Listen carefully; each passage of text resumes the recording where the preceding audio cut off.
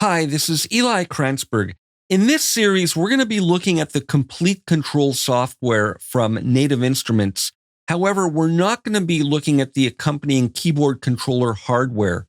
So this series is aimed at users like myself who don't have the Native Instruments keyboard controller, but want to use complete control software. Now, we're going to be looking at setting it up with third-party hardware, and I'll be looking at the free Complete Start software package that's available for download on the Native Instruments website. It's kind of an introduction to the whole complete ecosystem from Native Instruments. It's a software package that includes scaled-down versions of some of their popular instruments, synths, sampled instruments, effects, loops, samples, one-shots, and it's a nice starter kit to introduce you to how it works, and it's all integrated with the complete control software. So if you go to their download page, you just need to create an account, and there are nice clear instructions for installing and downloading the Native Access software. It's all fairly intuitive, and once you get it all installed, you'll have the complete control software as well as Complete Start. Now, Complete Control works as either a standalone application or as a plugin within your DAW, and the idea is that it provides full control of any instruments that support the NKS, which is Native Control Standard scripting format. And these can be either from Native Instruments or some third-party partners like Output, for example. And I have some of those on my system, and we'll look at them later in the series.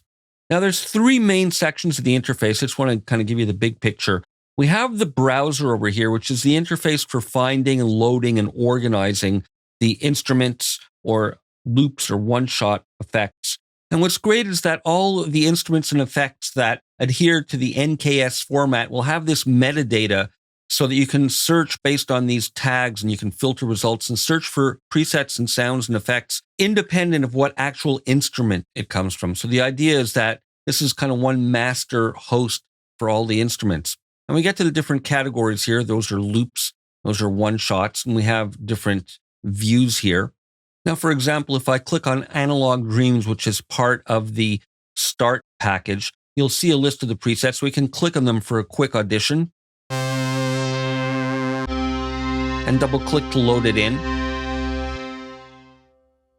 Which brings us to the next part of the interface, the plugin area over here, which shows the loaded instrument, the loop or the one-shot or the effect, and it allows you to control it directly from here by adjusting these knobs.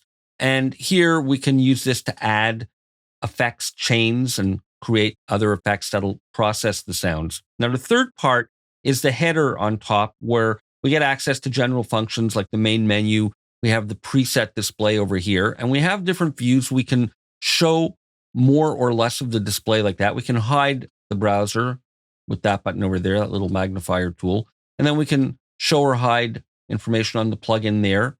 And then we have an expanded view where we see the effects chain on top here. Here we get access to macro controls, and there can be multiple pages of these. These are automatically mapped, but we'll look at mapping them manually on our own. Next, we have the Smart Play controls, where we can have the instruments conform to a specific key and scale, and we have arpeggiator functions. And here we have some mapping for our MIDI hardware, which we'll explore with third-party hardware, and some master controls for volume, panic, and sync. Right now, it's conforming to my host tempo, but in standalone mode, this is freely adjustable. And we have a menu here with preferences and some other settings. Now here I'm looking at the standalone version. You can see the sync value is freely adjustable.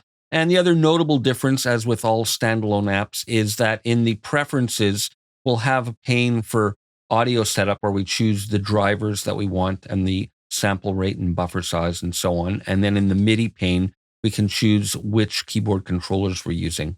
So that's it for now. I'll see you for more in the next video.